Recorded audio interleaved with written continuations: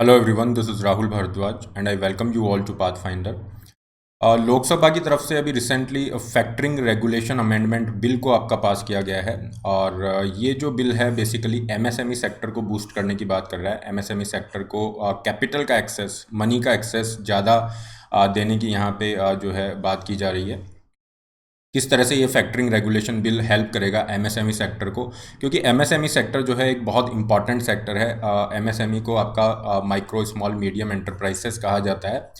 ये इस तरह की एंटरप्राइजेज हैं और रिसेंटली अभी इनकी डेफिनेशन भी चेंज की गई थी। फॉर एग्जांपल यहाँ पे आप मैन्युफैक्चरिंग या सर्विसेज के अंदर कोई भी ऐसी एंटरप्राइज जिसमें इन्वेस्टमेंट 1 करोड़ से कम है और उसका टर्नओवर 5 करोड़ से कम है तो वो माइक्रो एंटरप्राइज होगी। इसी तरह से अगर इन्वेस्टमेंट 10 करोड़ तक है, टर्नओवर 50 करोड़ तक है तो वो स्मॉल एंटरप्राइज है। और मीडियम एंटरप्राइज में इन्वेस्टमेंट की लिमिट 20 करोड़ है और टर्नओवर जो है ये आपका 250 करोड़ तक कर दिया गया है। तो इस तरह की ये जो कंपनीज़ होती हैं उन्हें हम MSME, micro small medium enterprises के नाम से जानते हैं। और ये जो कंपनीज़ हैं लगभग इंडिया में around 6.3 crore MSMEs are there. Overall अगर हम बात करें जीडीपी में इनके कंट्रीब्यूशन की तो ये 29% ऑफ इंडिया की जो जीडीपी है उस उतना इनका कंट्रीब्यूशन है, क्योंकि ये आपका मैन्युफैक्चरिंग, सर्विसेज और दोनों सेक्टर में आपका वर्क कर रही है। कंट्रीब्यूशन इन द जॉब की अगर हम बात करें, जॉब लगभग 12 करोड़ के आसपास ये जॉब्स आपकी प्रोवाइड करते हैं। तो कहने का मतलब है बहुत इंपॉर्टेंट सेक्टर हो जाता है। एक्सपोर्ट के पॉइंट ऑफ व्यू से भी इंपॉर्टेंट है। Around 45% of overall import from India, यहाँ पे एमएसएमईज रेस्पॉन्सिबल है 45% एक्सपोर्ट के लिए। इसलिए गवर्नमेंट यहाँ पे प्रयास कर रही है कि एमएसएमई सेक्टर को बूस्ट दिया जाए। आत्मनिर्भर भारत अभियान में भी काफ़ी सारे प्रयास किए गए थे और यही एक प्रयास फैक्टरिंग रेगुलेशन बिल को पास करने के साथ किया गया है। फैक्टरिंग का मतलब क्या होता है इसे हम जानेंगे और ये जो रेगुलेशन जो बिल है जो पास किया है पार्लियामेंट ने, क्या यहाँ पे चेंजेस है, किस तरह से एमएसएमई सेक्टर को हेल्प करेगा। आगे बढ़ने से पहले this is brief introduction about me. ये मेरा टेलीग्राम चैनल है, इस पर आप मुझे फॉलो कर सकते हैं। PDF of the session will be available here. देखिए फैक्टरिंग का मतलब होता है, इसमें दो वर्ड हैं। फैक्टरिंग को अगर हम डेफिनेशन नहीं देख के सिंपल वर्ड में अगर हम समझते हैं, मान लीजिए कोई एक कंपनी है, ये एक कंपनी है, इसने कोई सामान आपका बेचा किसी थर्ड पार्टी को और इसकी जो सेल होती है 1 लाख रुपए की ये सेल इसने कर दी। अब इसको इसका पेमेंट नहीं मिला लेकिन इसने जो बिल्स हैं एट्सेट्रा वो जनरेट हो गए हैं। अब ये जो 1 लाख रुपए का पेमेंट है वो मान लीजिए 6 महीने में इसको पेमेंट होना है। तो कंपनी के लिए यहाँ पे परेशानी क्या हो गई कि इसके 1 लाख रुपए 6 महीने के लिए रुक चुके हैं। अगर ये 1 लाख रुपए इसको मिल जाते तो कंपनी कहीं पे इन्वेस्ट कर सकती थी। तो यहाँ पे क्या होगा, कंपनी किसी एक बैंक को या कोई एनबीएफसी, नॉन बैंकिंग फाइनेंशियल जो कंपनी है जैसे बजाज फाइनेंस एट्सेट्रा हैं, तो इसको यहाँ पे अप्रोच करेगी और कंपनी कहेगी कि ये जो हमारे रिसीवेबल्स हैं, हमारे ये जो बिल्स हैं, इनको आप ले लीजिए, हम आपको डिस्काउंट पे देंगे। जैसे ये 1 लाख रुपए है तो हम आपको 90,000 रुपये में दे देंगे और आप हमें ये 90,000 दे दीजिए और आप ये जो थर्ड पार्टी है उससे ये आप कलेक्ट कर लेना। तो ये हमने आपको ये बिल्स वगैरह दे दिए हैं, आप उस थर्ड पार्टी से ये पेमेंट कलेक्ट कर सकते हो। तो यहाँ पे इस तरह का ये जो पूरा मैकेनिज्म है इसे हम कह रहे हैं फैक्टरिंग। फैक्टरिंग इसको नाम दिया जा रहा है। फैक्टरिंग जो रेगुलेशन एक्ट है 2011 का, इसमें फैक्टरिंग बिजनेस को इस तरह से डिफाइन किया गया है। और यहाँ पे कुछ टेक्निकल वर्ड्स यूज़ किए गए हैं, जैसे कि यहाँ पे फैक्टर जो है ये जो भी बैंक है, जो भी एनबीएफसी है, जो क्या करेगा, एक्वायर करेगा रिसीवेबल्स को, उसको यहाँ पे फैक्टर नाम दिया गया है। तो ये कीवर्ड है, इसे ध्यान रखिए, इसको फैक्टर नाम दिया गया है। और जो कंपनी ये अपने बिल्स वगैरह देगी उसको आपने जो है असाइनर नाम दिया है। ठीक है, तो यहाँ पे अभी ये जो फैक्टरिंग है इसका मतलब आप समझ चुके हैं और फैक्टरिंग के रिगार्डिंग कुछ चेंज किए गए हैं फैक्टरिंग रेगुलेशन एक्ट के अंदर। So the think is that यहाँ पे जो चेंज लाए गए हैं, सबसे बड़ा चेंज यहाँ पे ये लाया गया है कि एट प्रेजेंट अगर आप देखोगे तो आरबीआई ने बहुत सारे यहाँ पे जो है मेंशन किया हुआ है कि केवल एनबीएफसी जो है, इस तरह की नॉन बैंकिंग फाइनेंशियल कंपनीज यहाँ पे अलाउ की जाएंगी जिनका मेन जो बिजनेस है दैट इज़ फैक्टरिंग रिसीवेबल में वो डील कर रही हैं। मतलब कोई भी ऐसी कंपनी जिसके अंदर उसका जो बैलेंस शीट है 50% से ज़्यादा जो है फैक्टरिंग रिलेटेड असेट से वो डील कर रही है। तो ये जो कंडीशन थी इसकी वजह से क्या था, बहुत कम, केवल 7 ऐसी लार्ज एनबीएफसीज थी जो यहाँ पे इस पूरे इसके अंदर डील कर रही थी, फैक्टरिंग इसके अंदर डील कर रही थी। तो कहने का मतलब है जो कंपनीज़ हैं अगर वो फैक्टरिंग चाह रही हैं तो उनके पास बहुत कम ऑप्शंस हैं, केवल बैंक्स हैं या फिर एनबीएफसीज हैं, केवल 7 ऐसी एनबीएफसीज इलिजिबल हैं। तो गवर्नमेंट ने क्या किया, ये जो आपका अमेंडमेंट है इसको लेके आए और इन्होंने ये फैक्टरिंग रेगुलेशन एक्ट को अमेंड किया और ये जो कंडीशन थी उसको थोड़ा डाइल्यूट किया गया। फाइन। तो इसके साथ क्या होगा, अभी काफ़ी सारी नई एनबीएफसीज यहाँ पे अलाउ की गई हैं। अगर हम फाइनेंस जो मिनिस्टर हैं उनकी बात करें तो ये जो नया लॉ है ये क्या करेगा, 9,000 से भी ज़्यादा एनबीएफसीज को फैक्टरिंग बिजनेस के अंदर लेके आएगा। तो अब क्या होगा, एमएसएमई जो आपकी हैं, ये जो माइक्रो स्मॉल मीडियम एंटरप्राइजेज हैं, इनके पास ऑप्शंस काफ़ी सारे हो जाएंगे। पहले बहुत कम ऑप्शन थे किसको अप्रोच किया जाए, अभी ये बहुत सारी कंपनीज हैं जिनको अप्रोच कर सकते हैं। तो इससे क्या होगा, कैपिटल का एक्सेस ईजी हो जाएगा। एमएसएमई ने मान लीजिए कोई सामान बेचा है, 10 लाख रुपए की सेल की है और एमएसएमई चाहती है हैंड टू हैंड हमें पेमेंट मिल जाए, हमारी कैपिटल जो है रुके नहीं, क्योंकि पेमेंट आएगा तो ये कंपनी ग्रो कर सकती है। तो वो क्या करेगी, मान लीजिए 9.5 लाख में इसको सेल कर दिया, फैक्टरिंग कर दिया, तो इसके लिए अब ऑप्शंस बहुत सारे हो गए हैं। तो ये सबसे बड़ा चेंज यहाँ पे लाया गया है with the help of factoring regulation bill. सबसे बड़ा जो चेंज है यहाँ पे यही है। और बहुत सारे चेंजेस किए गए हैं, जैसे कि इन्होंने डेफिनेशन चेंज कर दिया, रिसीवेबल्स का डेफिनेशन चेंज किया है। रिसीवेबल का मतलब हो गया कि जो भी कंपनी है उसके जो भी बिल्स वगैरह हैं, या जो भी जिसने भी जो थर्ड पार्टी है, जो डेटर है, उसका जो भी बकाया है वो सारे रिसीवेबल्स में आएंगे। अगर आप इसकी डेफिनेशन देखते हैं, definition of receivable to mean any money owned by a debtor to the assignor. मतलब कंपनी ने अगर कोई माल बेचा है तो उसको जितना भी आपको देना है, जिसको देना है बकाया, वो सारा रिसीवेबल्स में आएगा।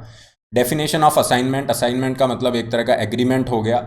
एग्रीमेंट किसके बीच में होगा, उस कंपनी और एनबीएफसी या जो बैंक है उसके बीच में जो एग्रीमेंट हो रहा है, उसकी डेफिनेशन को थोड़ा सा चेंज किया गया है। और ये जो फैक्टरिंग बिजनेस है इसको एक कॉम्प्रिहेंसिव वे में इन्होंने डिफाइन किया है। इन्होंने कहा है इस तरह के जो भी आपके एग्रीमेंट होंगे, ओके, जो भी एमएसएमई है और एनबीएफसी है उनके बीच में इस तरह के जो भी एग्रीमेंट्स होंगे वो सब आपके फैक्टरिंग बिजनेस में आएंगे। ये सब चेंजेस किए गए हैं। इसके अलावा रजिस्ट्रेशन ऑफ फैक्टर्स का चेंज किया गया है। फैक्टर्स का क्या मतलब है, फैक्टर का मतलब है आपकी जो एनबीएफसी होगी या जो भी बैंक होगा, जिसको कंपनी क्या करेगी, अपने जो भी बिल्स वगैरह रिसीवेबल्स हैं वो यहाँ पे देगी और इनसे पेमेंट लेगी। तो रजिस्ट्रेशन जो है एनबीएफसीज का ये इजी बनाया गया है, तभी तो यहाँ पे फाइनेंस मिनिस्टर कह रहे हैं कि 9,000 एनबीएफसीज यहाँ पे इलिजिबल हो जाएंगी इस बिजनेस के लिए। तो इससे क्या होगा, जितनी भी एमएसएमई हैं वो अप्रोच कर सकती हैं बहुत सारे एनबीएफसीज को, कंपनीज़ को, अपने कैपिटल एक्सेस के लिए। ट्रांजैक्शंस का रजिस्ट्रेशन के रिगार्डिंग कुछ कंडीशन थी, उसमें थोड़ी छूट दी गई है। पहले 30 डे लिमिट पीरियड था कि 30 दिन में आपको ट्रांजैक्शन को रिकॉर्ड करना है, अदरवाइज आपको पनिशमेंट लगेगा। तो ये कंडीशन हटा दी है। आरबीआई को यहाँ पे ओवरऑल पावर दी गई है कि आपका जो भी रजिस्ट्रेशन है, जो भी आपकी कंपनीज हैं उनका रजिस्ट्रेशन हो गया, ट्रांजैक्शन डिटेल्स हो गई, या कोई भी ऐसा मैटर है, तो वहाँ पे RBI will be the regulating authority, उसके पास पावर होंगी रेगुलेशन बनाने की। बेनिफिट क्या होंगे, बेनिफिट सिंपल सा यही है कि एनबीएफ जो एमएसएमई सेक्टर है, माइक्रो स्मॉल मीडियम एंटरप्राइज है, इनको कैपिटल का एक्सेस इजी हो जाएगा। पहले जो कैपिटल रुका होता था, मान लीजिए इन्होंने 10 लाख का माल बेच दिया, लेकिन अब 10 लाख रुपए 6 महीने में आएंगे, तो ये 10 लाख रुपए कैपिटल रुक गया। अभी ऐसा नहीं होगा। ये क्या करेगा, मान लीजिए कोई कंपनी है तो इसने अप्रोच कर लिया आपका, you have Bajaj finance, Bajaj finance इस 10 लाख रुपए की ये रिसीवेबल्स ले लेगा और इनको थोड़ा सा डिस्काउंट यहाँ पे कंपनी देगी, मान लीजिए 9.5 लाख रुपीज़ है फॉर एग्जाम्पल। तो ये इनको हैंड टू हैंड यहाँ पे पैसा मिल जाएगा। इससे एमएसएमई सेक्टर को बहुत बड़ा बूस्ट मिलेगा, क्योंकि इनको कैपिटल का एक्सेस एक बहुत बड़ा चैलेंज है, पैसे का एक्सेस बहुत बड़ा चैलेंज है, जिसको ये रेगुलेशन बिल डील कर रहा है। Greater availability of factoring services, क्योंकि बहुत सारे यहाँ पे एक जो है रिस्क भी कम हो जाएगा। फाइन, क्योंकि मान लीजिए किसी कंपनी ने सेल किया है थर्ड पार्टी को, अब थर्ड पार्टी से रिकवरी में थोड़ा रिस्क भी रहता है। तो इसकी वजह से नए जो प्लेयर हैं वो एमएसएमई सेक्टर में आने से डरते हैं कि हमने सेल तो कर दिया लेकिन हमें पैसा नहीं मिलेगा, तो फिर कैसे दिक्कत रहेगी। तो यहाँ पे एमएसएमई सेक्टर का जो रिस्क है उसको भी ये कम कर रहा है, risk associated with collecting the receivables. तो ये थोड़ा सा कम होगा, क्योंकि आपने जिसको यहाँ पे बेचा है, जैसे बजाज फाइनेंस है, तो ये अब इसका हेडक हो गया कि उसको कैसे वहाँ से पेमेंट लेना है। MSME at the moment do have access to overdraft facilities. At present आप देखोगे बैंक्स के साथ में भी इसके पास ओवरड्राफ्ट फैसिलिटी होती है। मतलब बैंक को ये अपने जो रिसीवेबल्स हैं, जो बिल्स वगैरह हैं, वो रख सकते हैं सिक्योरिटी के रूप में, और बैंक से क्या करेंगे, उसको सिक्योरिटी के रूप में रख दिया और बैंक से उतना ये पैसा ले लेंगे। लेकिन इसमें क्या होता है, अगर वो डिफ़ॉल्ट कर जाता है, मान लीजिए जो पार्टी है उसने सामान तो ले लिया कंपनी से लेकिन वो पेमेंट नहीं कर रही है, तो यहाँ पे जो रिस्क होगा वो किसका होगा, कंपनी का होगा, एमएसएमई का होगा। अगर वो डिफ़ॉल्ट कर जाती है तो अकाउंटेबिलिटी उस कंपनी की होगी।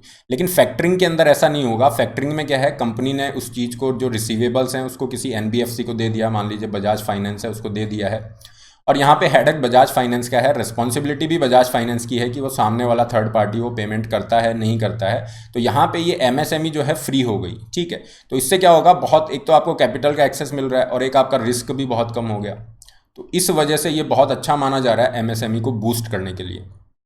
लेकिन यहाँ पे कुछ प्रॉब्लम्स भी बताई जा रही है, एक्सपर्ट्स ऐसा कह रहे हैं कि अभी ये क्या सक्सेसफुल होगा नहीं होगा, इसमें थोड़ा सा डाउट है, क्योंकि यहाँ पे इंडिया का जो वीक लीगल सिस्टम है या जिस तरह के आपके डिलेज होते हैं तो वो एक प्रॉब्लम क्रिएट कर सकते हैं। मान लीजिए एनबीएफसी ने ये खरीद लिया, आपका रिसीवेबल्स हैं और इसको 10 लाख का पेमेंट लेना है किसी पार्टी से। अब वो पार्टी पेमेंट देने से मना कर देती है, तो फिर ये पूरा केस आगे जाएगा और फिर किस तरह से ये जो एनबीएफसी है उसको रिकवर कर पाती है नहीं कर पाती है। तो ये थोड़ा सा जो है एक ऑब्स्टेकल क्रिएट करेगा कि एनबीएफसीज इस फैक्टरिंग बिजनेस में जाना चाहेंगी या नहीं जाना चाहेंगी।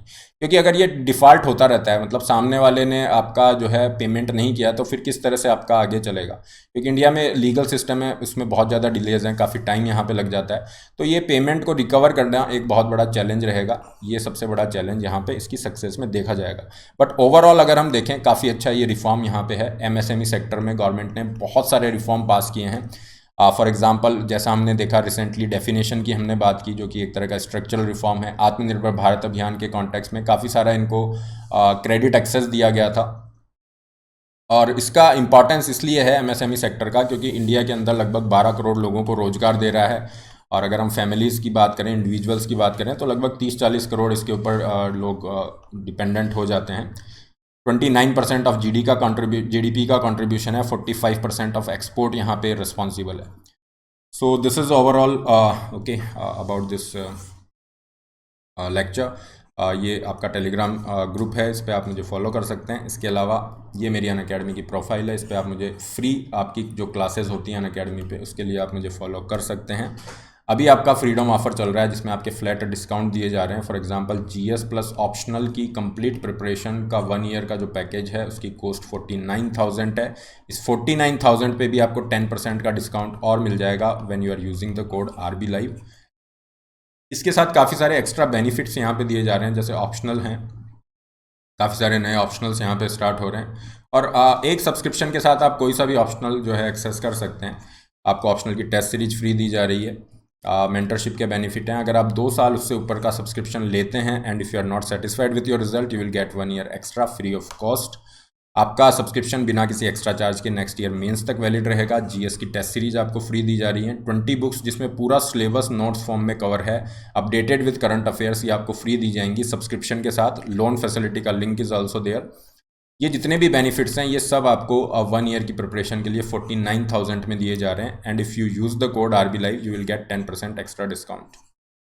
तो ये लगभग आपका 44,000 पे आ जाता है। आइकॉनिक के लिए आप जा सकते हैं, जहाँ पे आपकी daily doubt solving, personal mentoring है। ये आइकॉनिक का फीस स्ट्रक्चर है। केवल ऑप्शनल के लिए जा रहे हैं तो ये केवल ऑप्शनल का आपका फीस स्ट्रक्चर है।